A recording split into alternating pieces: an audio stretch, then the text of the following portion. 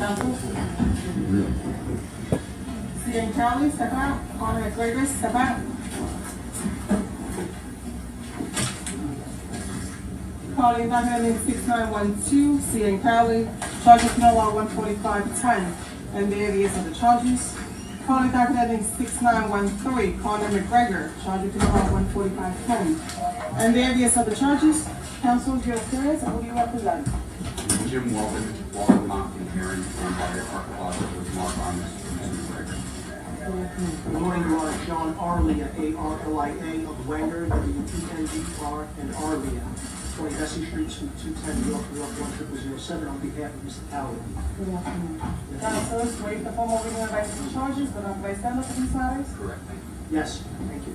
And there are two dockets. People are starting with docket ending 1-2. What do you say? I don't think it's. We're on that. People are serving 190-50, 240-30, 250-20, and 710-31 B notice. Now the notices, people are requesting for protection for the complaining witness. This docket for the complaining witnesses in this docket. That would be the Mr. Kelly, Mr. Cotto? That is Mr. Kelly. If I may, Your Honor, I'm going to give cross grand jury notification to the people on behalf of my client. Cross grand jury. On behalf of Mr. McGregor as well, thank you. And people acknowledge receipt of cross 190-50 notice served on behalf of both defendants. And as the docket ending 1-3, people are serving 190-50, 240-30, 250-20, and 710-31 B notice. No notice. So acknowledge, Your Honor. No.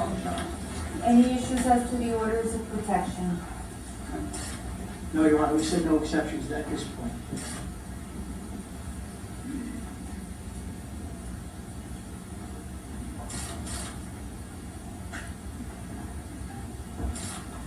Mr. Kelly, I'm issuing an order of protection in favor of Michael Chiesa,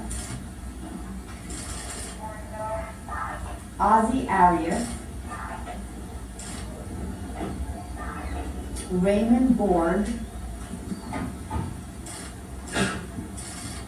Ricardo Chico. And by these, sir, you are ordered to stay away from these individuals. You must have no contact with them in person, by phone, by email, text, social media, including Twitter, Facebook, Instagram, Snapchat, etc. You must not go where they live. You must not go where they work.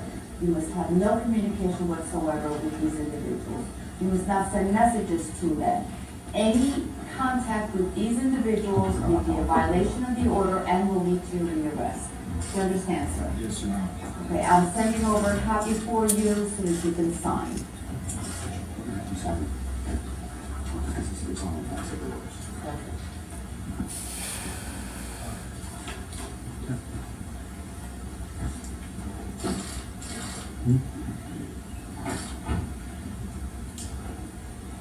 Mr. McGregor, I am issuing orders of protection in favor of Ozzie Arias,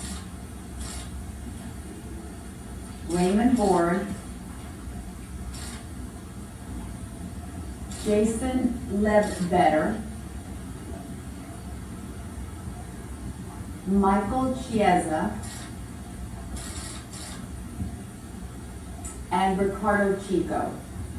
And by this, you are ordered to stay away from these individuals. You must have no contact with them in person, by phone, by email, text, social media, including Twitter, Instagram, Facebook, etc. You must stay away from where they live, stay away from where they work.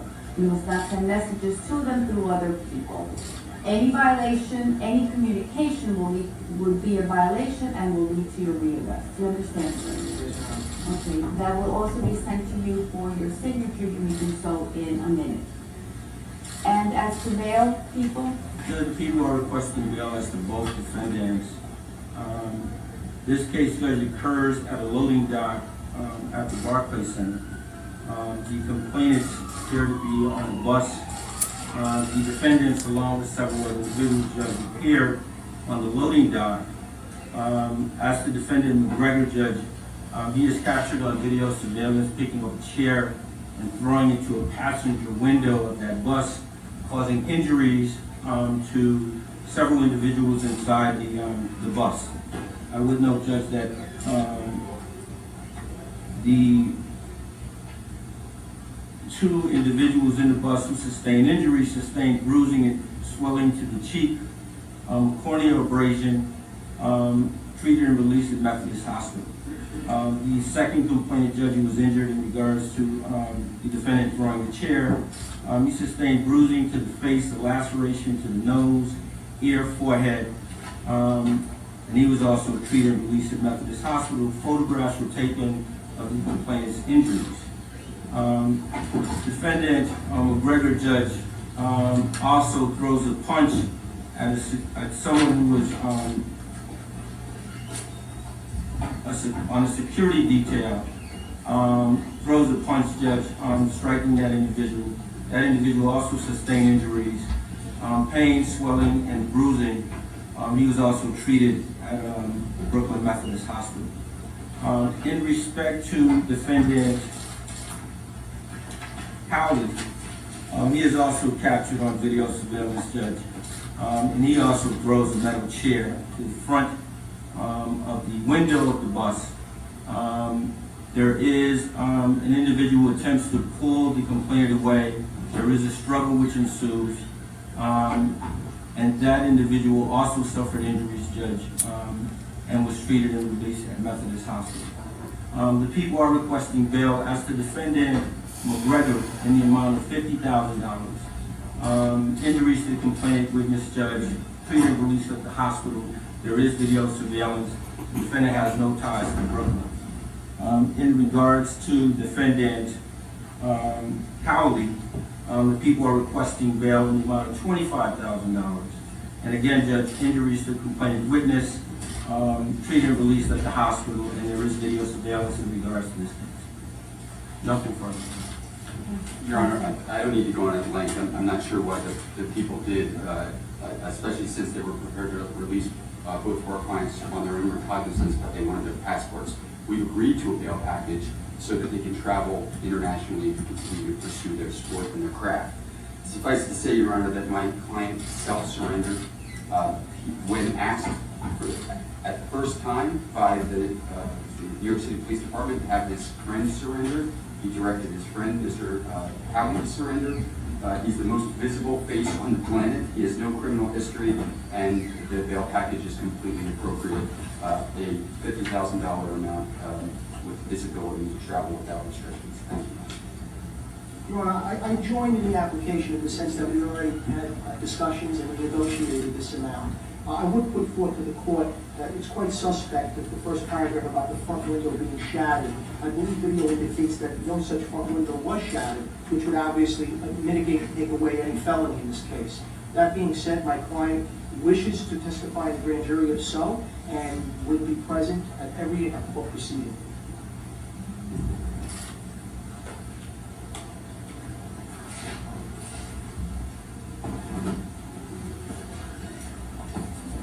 Okay, I will be setting bail. Counselors, I can give you the 180 date, or I can give you a date in June. The date in June would be wonderful, Your Honor, because we do have our bail bond from Mr. Ira Jefferson ready to swear out the bond. So I'm looking at June 7th and thereafter in AP1F.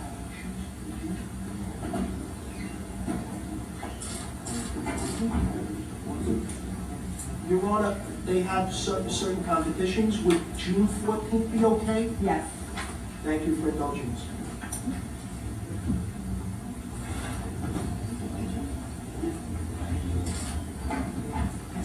Mr. Cowley, your case is going to AP1F on June 14th, 2018. I am setting bail in the amount of $25,000 bond over $25,000 cash.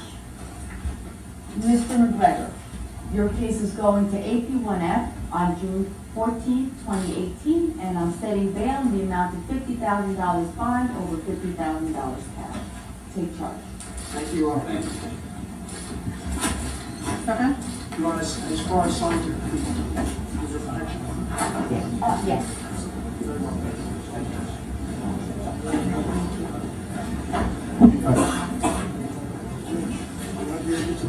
dispelling these protected parties? We're off, right? We're done. I just.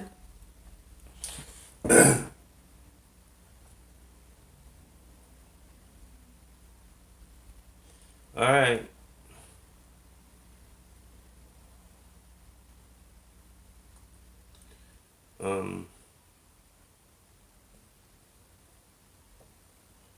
Sometimes brother Savante Clarks. Thank you so much for joining us. I know it's tough, but we appreciate it.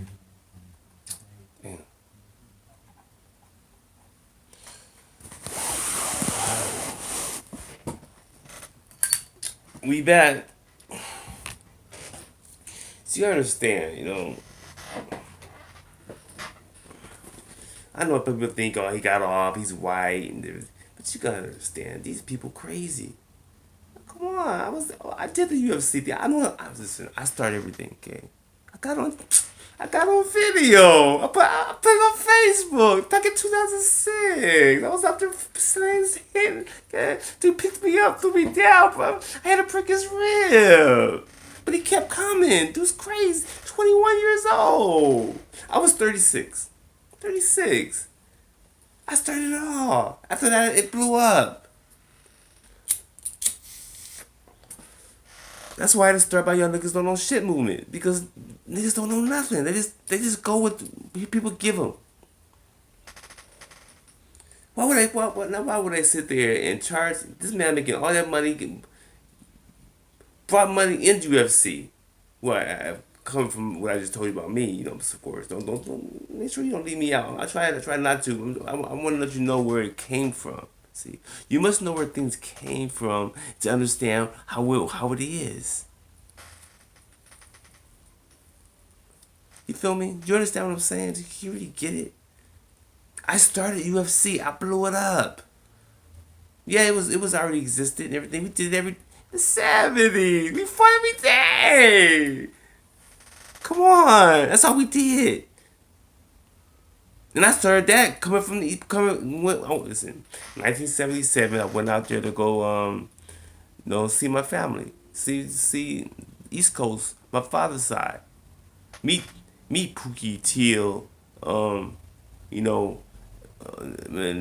rest of the crew. Buckeye Park.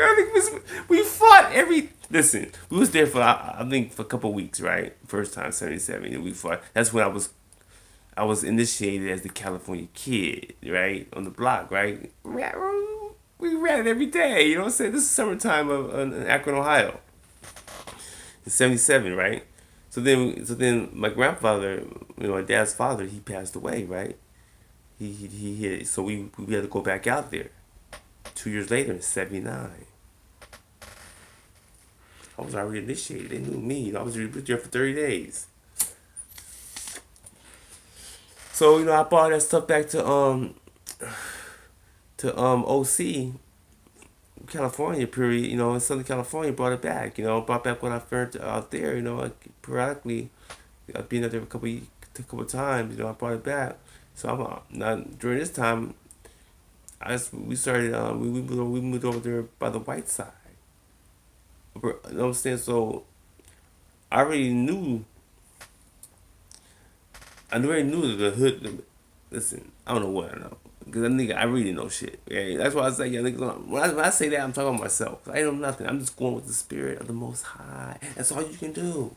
That's all you can do is go with the spirit of the Most High. And everything's going to be all right. But people don't do that because they follow another spirit. And that spirit don't be following that. That spirit ain't the Most High spirit. That's another spirit. So you have to understand these people that you be seeing on TV, they follow another spirit, nigga.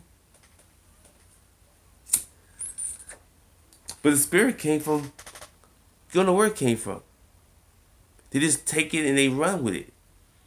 You feel me? People been taking what I got and just doing whatever with it, So, the case is, you saw the cauliflower ears, though, all banged up. The guys are fighters. They get exceptions. As long as they're fighting the fighters. As long as but that security guard, you know what I'm saying? He's a security guard. That's his job. Every day, he just like those UFC fighters. I mean, on a mental level, he's not physically interacting with these fighters because that's all they do. But he's still thinking about it. Cause I did that too. Come on. Everything you see on TV is going through what I'm telling you about my life. It's your life too. So why would you sit there and it'd be different if he was out there fighting with some audience members or whatever. These people, they probably deserved it. He wasn't pissed off man for nothing. As long as you don't premeditate nothing, you know what I'm saying, and think about it, then go do it. If you react to right then and there, of course, if you black, you can get killed. But if you white, you organize it. Mayweather's camped the Moors. They taught him that shit. Niggas teach white people. White people get back to it. It's a back and forth. Back and forth. Let her go, Malia. That's what she was saying. That's why she had to go. But see, you have to understand, you can't use somebody's strategy thinking they're gonna be for you. No. That's why I do things like this. I have to. Could you imagine if I didn't tell you how things were? Could you imagine if you didn't have me to look at and go, wow, I go to him and get solidified. You know what I'm saying? I got a word. Let me go ahead and talk to see what he got to say before I make this final decision or make a decision or start something. So you have to understand, man. People. I'm doing this from the Spirit of the Most High. Spirit of the Most High said you started this years ago. 2015, 2014, I was coming at, y'all know about just Donald Trump back then. He wasn't even president. He was just a apprentice star. He was a billionaire, rich kid from NYC. I spent there, 8 months over there from 97 and left 98. They went back again to go fight in Staten Island, I had to do beat. I was tearing his ass. They stopped the fight. I was whooping his ass. 8th round, they stopped the fight. They knew I was going to win. I threw a hard right, shocked them. Threw a cross right. They stole my videotape. I can't even post it. Irish dude that fought in Staten Island. They still thinking about that. They still trying to mark it off that. That fight I had 8 rounds. It was on TV. I went to the club that had it on TV. After. Come on. And he was Irish dude. Tough fight. I see that white boy, man, just tearing his ass up. They gonna stop the fight and give him the fight. Because they were afraid he was undefeated.